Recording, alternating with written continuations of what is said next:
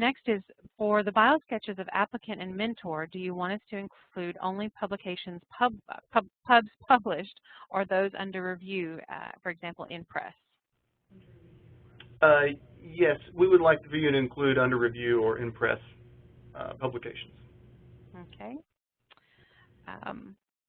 Is information regarding expectations of mentors, for example, time, activities, etc., available to provide to potential mentors? The only expectations we have are that they please attend the Keeneland Conference next year along with you all, and pledge that they be available to give you guidance on your research project throughout the award period. Okay. And moving on, you mentioned that a literature review is one of the expected deliverables. Is there a specific format to follow, and what are the expectations? Don't believe for dissertation candidates or awardees there is any specific format for the literature review. We will have a more stringent expectation for junior faculty candidates, but those would be negotiated or discussed in more detail if you are an awarded. They may be very topic specific, so it may be more appropriate to make them a little more individualized. Okay, and next, in the budget narrative, I am asking if we say 6 months as the period of award followed by the budget guidelines, although we will conduct the project equal to or longer than 1 year. Yes, for this award program, the budget period is only 6 months, and that is what you should include in the budget, even though we hope that your research plan continues for longer than that. Okay, and some more financial questions. Do the program costs have to match the spending deadlines? For example, can we incur $5K in Part 1 and $5K in Phase 2 for a total of $10K? Really, these are just going to be 2 flat $5,000 payments to awardees, and we are really relaxing our post-award financial reporting requirements.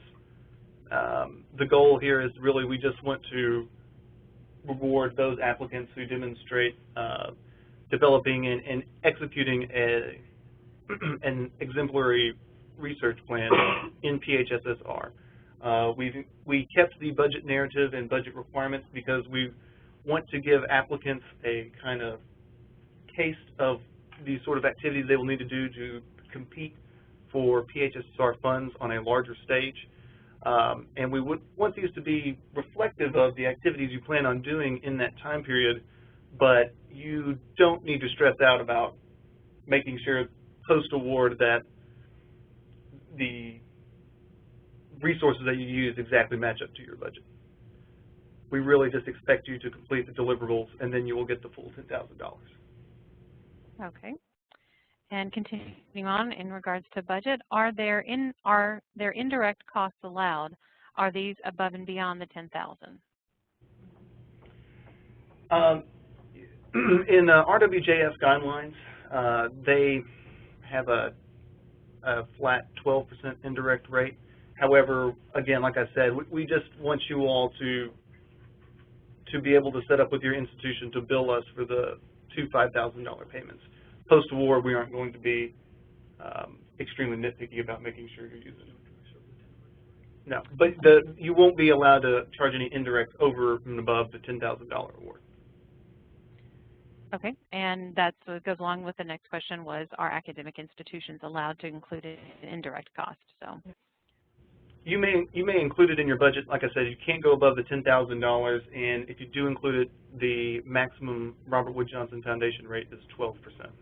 And again, if you look budget guidelines on the online application system, it will detail how you are supposed to calculate indirect costs. Okay, and another 2 more I think have come in. And can you use the funding to pay tuition, specifically dissertation hours? Yes. Yes, you may use the funds for tuition. Okay. And next is, does the 10K award include travel and conference expenses for the Keeneland Conference? Meaning, should we include that in our budget? No, you do not need to include those costs in your budget. Those costs will be paid for or reimbursed by the University of Kentucky. And Okay. I'd like to say that is also for 2 years, the initial award year, and then we will pay to bring you back to the Keeneland Conference in 2013 if you are awarded. Okay, and continuing on, several of the data sets in the recommended NLM subset, including NACCHO's local health department profiles, are available for a fee. Should this be included in the project budget, or will these fees be waived if the project is funded? Most of those data sets come with fees, but also come with a waiver request. You can request a waiver of the fees. So you may want to contact NACCHO and send a data request form prior to you submitting the application so you can get the fee waived or not. But if not, then that fee would be included in the $10,000. Yeah. But again, they've been very understanding about limited finances in the past. So while we can't speak to whether they would do it or not, you might want to request a waiver and see how that works out. Okay, and the last one I have that's come in is returning to the work plan. Can we keep the key activities provided and add rows, for example, specific components of data collection?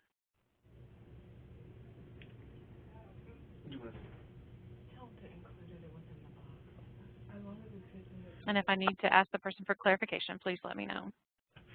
No, I think if you could just include any, we would like to keep the overall structure of the work plan uniform. If you have any specific notes, please just note those in the body of the work plan. Okay. And as this grant is anticipated to fund both doctoral students and junior faculty, will a specific number from each group be awarded? No.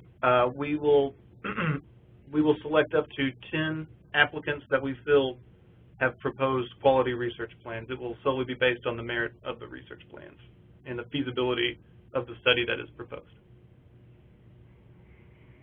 Okay. And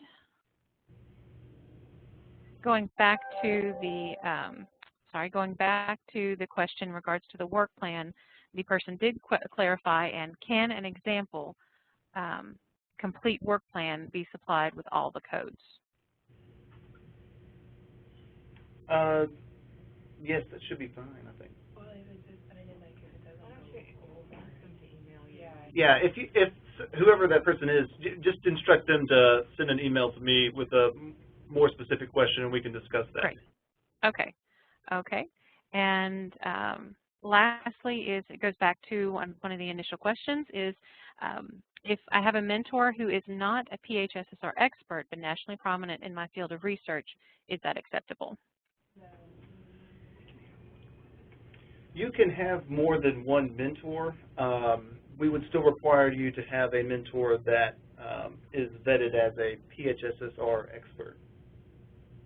Yeah, again, with folks who are thinking about doing a dissertation, obviously you have a committee chair who is a mentor, who may not be a PHSSR expert, but we would also hope you would have someone who's a PHSSR expert to at least kind of consult with on your research. So you can have more than one. You can easily have more than one mentor, but one of them has to be recognized as a PHSSR expert. Okay, and that's I don't have any more questions rolling in. If we want to open it back up, we certainly can, or there's definite contact. Jay Swacker with his email, I believe, is at the end of this presentation, and I will hand it back over to Jay and to Rick. Okay, thank you very much, Kara. Thank you guys for all your questions. You really dug into the nuts and bolts. Hopefully we satisfactorily answered them. If not, again, please feel free to contact me. My contact information is up here. You can just shoot an email to phssr212@uky.edu, or you can call me at my desk there. Once again, quick summary, applications are due by 3 p.m. Eastern Time on October 13th. There'll be up to $100,000 available, and I wish you all best of luck.